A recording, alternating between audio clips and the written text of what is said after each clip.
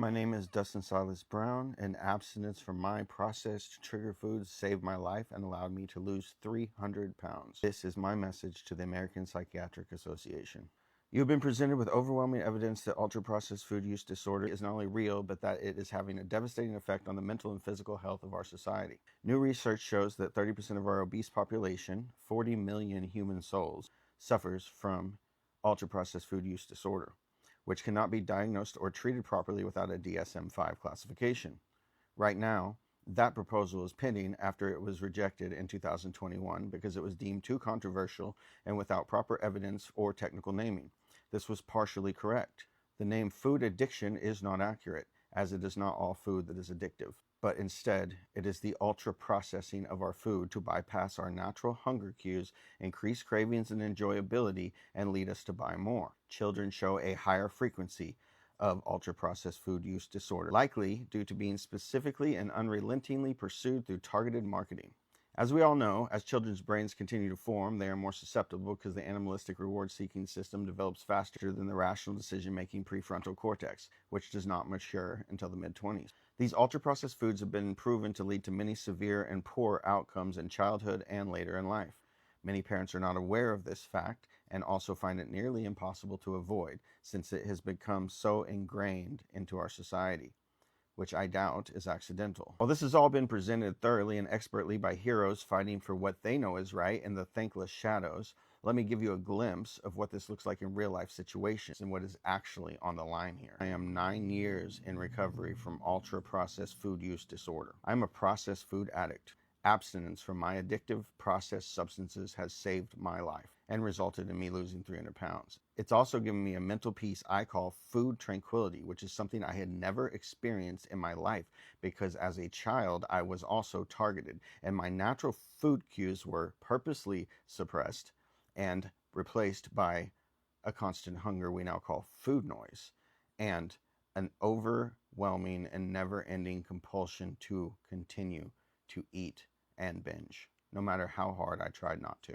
And I tried really hard. 22 years ago, I lost my father to the result of his alcohol use disorder. I had to witness that alcoholism firsthand my entire life.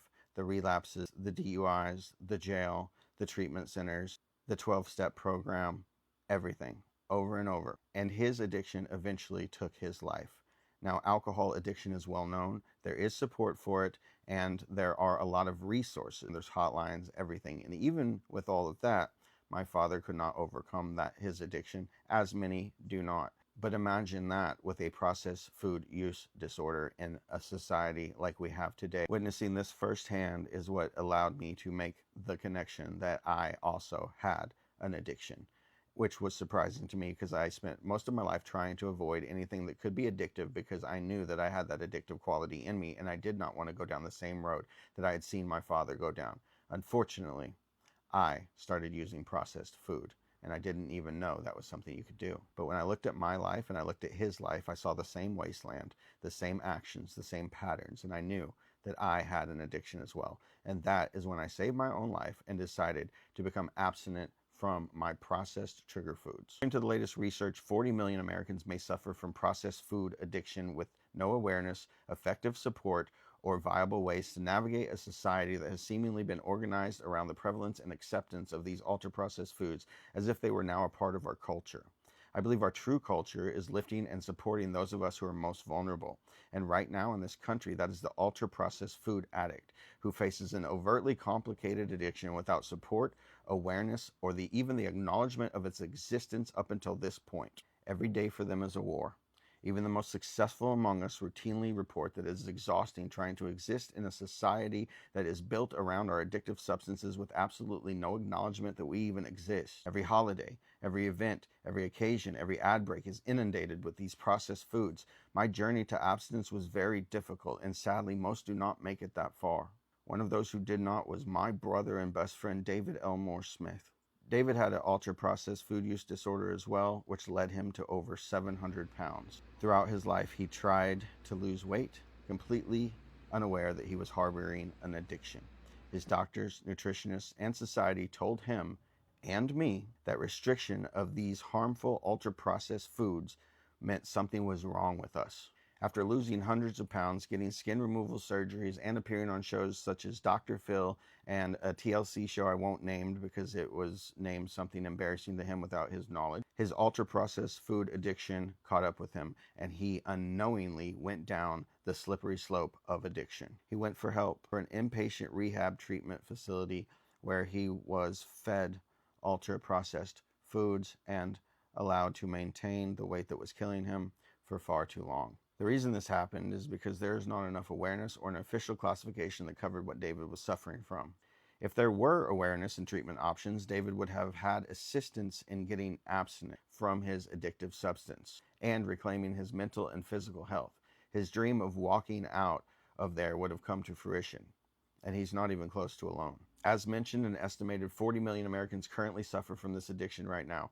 Many of them will succumb to their addiction without the proper diagnosis and treatment options, all of which will become available once the American Psychiatric Association looks at the overwhelming evidence, correctly identifies the scope, urgency, and severity of the problem, and acts quickly to bring help and support to those who need it most. If you would like to let the American Psychiatric Association know your opinion on adding ultra-processed food use disorder to the ICD, resulting in a DSM-5 classification, life-saving awareness, support, research, and insurance coverage for those who are dying in the dark without it, please let your voice be heard on behalf of those who desperately need one. This has become an out-of-control epidemic in this country that is on par with alcohol use rates, but with no formal treatment that insurance will cover. This will also free up the medical professionals who have observed this processed food addiction but are rightfully wary of speaking out about it because of the incorrect general notion that all restriction, even of ultra-processed foods, is harmful overall. As you can see, this viewpoint is actually extremely harmful to the processed food addict as they are instructed to partake in their drug. This is no different than telling a heroin addict they have to shoot up from time to time and not let it affect them because others can do it. This has a grim outcome that I myself almost faced and have sadly had to witness over and over. Even in David's facility alone, I got used to hearing about beds becoming empty due to morbidly obese patients passing away. These are not elderly people dying. By accepting the proposed addition to the ICD, we can turn these modern-day nursing homes for the obese, where the outcome is too often the same, into life-saving and life-changing facilities. The tide is now shifting, as more and more of our citizens are experiencing and observing the devastating health impacts that these ultra-processed foods are having cumulatively on our society. All over the world, countries have taken measures to ensure these ultra-processed foods are being taxed, labeled, banned from schools, and restricted from being marketed to children. Even America's own dietary guidelines have recently changed to reflect our rejection of ultra-processed sugar and refined grains in an acknowledgement of this major and dire issue. This decision is going to have major implications for the ultra-processed food addicted community, a community that has historically been quiet. We are no longer quiet, and we never will be again. We need help, but we are not helpless. We need to be seen, but we are not seen. But we do see, and we are watching now, with hungry eyes, hungry for acknowledgement, hungry for support, and hungry for justice.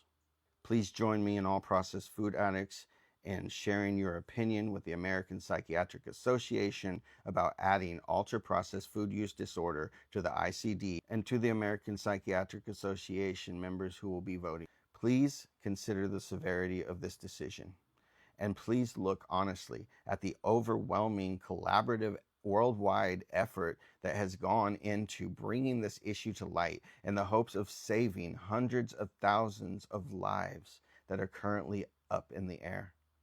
Catch them, APA. Please share this everywhere. Thank you.